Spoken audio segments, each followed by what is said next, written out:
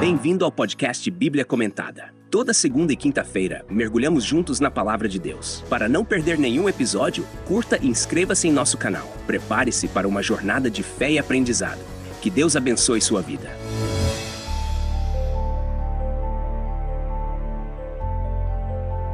Gênesis capítulo 23 nos conduz a um momento de profunda tristeza e transição na vida de Abraão, a morte de Sara. Esse capítulo não trata apenas da perda, mas também de como Abraão lida com a situação e como Deus continua a guiar seus passos, mesmo em meio ao luto. O texto nos mostra o processo de Abraão adquirindo um lugar para enterrar sua esposa, algo que à primeira vista pode parecer simples, mas que carrega um profundo simbolismo sobre a promessa de Deus. O capítulo começa com o anúncio da morte de Sara. No versículo 1, lemos: "E foi a vida de Sara 127 anos. Estes foram os anos da vida de Sara." Sara falece aos 127 anos, e é importante notar que a Bíblia menciona sua idade com precisão, destacando o impacto de sua vida e legado. Ela é a única mulher na Bíblia cuja idade de falecimento é mencionada, o que reforça a importância que ela tem não apenas na história de Abraão, mas também no plano redentor de Deus. Sara foi uma mulher de fé, imperfeita como todos nós, mas profundamente envolvida nos planos de Deus. No versículo 2, vemos o local onde Sara faleceu. "E morreu Sara em Kiriat Arba, que é Hebron, na terra de Canaã, e veio Abraão lamentar Sara e chorar por ela." Hebron, onde Sara morre, tem uma importância histórica e espiritual. Não é apenas o lugar de descanso final de Sara, mas se tornaria uma cidade importante em toda a história de Israel. Abraão lamenta a morte de sua esposa, e essa demonstração de luto nos lembra que, mesmo os grandes heróis da fé, como Abraão, passam por momentos de dor e tristeza.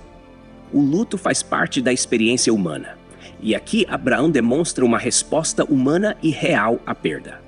Nos versículos de 3 a 4, Abraão levanta-se do seu luto para tratar a questão do sepultamento de Sara. Ele se dirige aos filhos de Et, habitantes da região, e pede: "Dai-me posse de um sepulcro convosco, para que eu enterre o meu morto de diante da minha face." Aqui vemos Abraão agindo com sabedoria e humildade, sabendo que, apesar de Deus ter prometido a terra de Canaã para ele e sua descendência, naquele momento ele ainda era um estrangeiro entre eles. Abraão reconhece sua posição como forasteiro, mas busca fazer as coisas corretamente, adquirindo um pedaço de terra para enterrar sua esposa. Os filhos de Het respondem a Abraão com respeito, chamando-o de príncipe de Deus, versículo 6, e oferecendo-lhe qualquer lugar para sepultar sua esposa. Eles reconhecem a grandeza de Abraão, não apenas em termos de riqueza, mas também em termos de caráter e espiritualidade. No entanto, Abraão insiste em não apenas aceitar a terra como um presente, mas em comprá-la.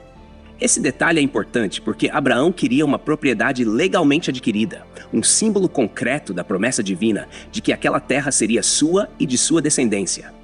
Nos versículos de 7 a 9, Abraão expressa seu desejo de comprar a caverna de Macpela, que pertencia a Efron, filho de Zoar. Essa caverna ficava em um campo que Abraão já conhecia. Efron, em um gesto de generosidade, oferece o campo de graça, mas Abraão insiste em pagar o preço justo. O desejo de Abraão de comprar a terra, em vez de simplesmente recebê-la como presente, mostra sua intenção de estabelecer raízes permanentes na terra de Canaã. Ele não está buscando favores, mas quer garantir que a promessa de Deus seja concretizada de maneira justa e duradoura. Nos versículos de 10 a 16, vemos a negociação entre Abraão e Efron. Embora Efron inicialmente ofereça o campo de graça, ele menciona o valor da terra, 400 siclos de prata. Abraão prontamente aceita o preço, pesando o valor exato da prata.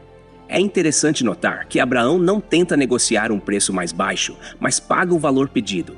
Esse é mais um exemplo do caráter íntegro de Abraão. Ele queria garantir que a terra seria sua de maneira honesta e legal. Nos versículos de 17 a 20, o campo de Efron e a caverna de Macpela são transferidos a Abraão como propriedade permanente. A compra é formalizada diante de testemunhas, e Abraão agora possui oficialmente uma porção da terra prometida por Deus. A caverna de Macpela se torna o local onde Abraão enterra Sara, e mais tarde outros membros de sua família também seriam enterrados ali, incluindo o próprio Abraão, Isaque, Rebeca, Lia e Jacó.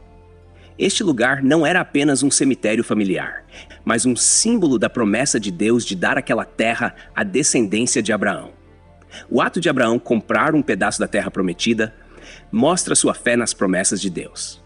Embora ele ainda não visse a totalidade da promessa cumprida, a posse completa da terra, ele acreditava que Deus cumpriria o que havia prometido.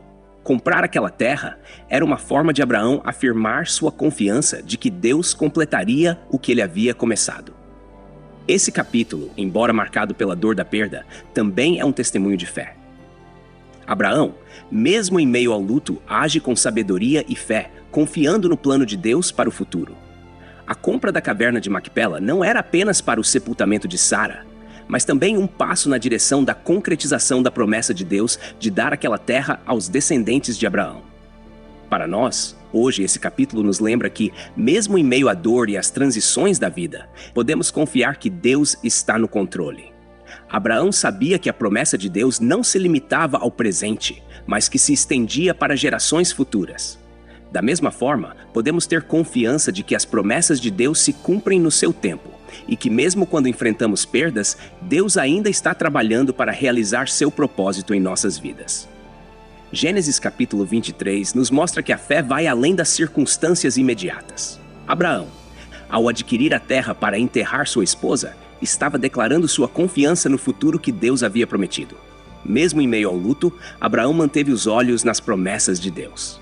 E essa é uma lição poderosa para todos nós.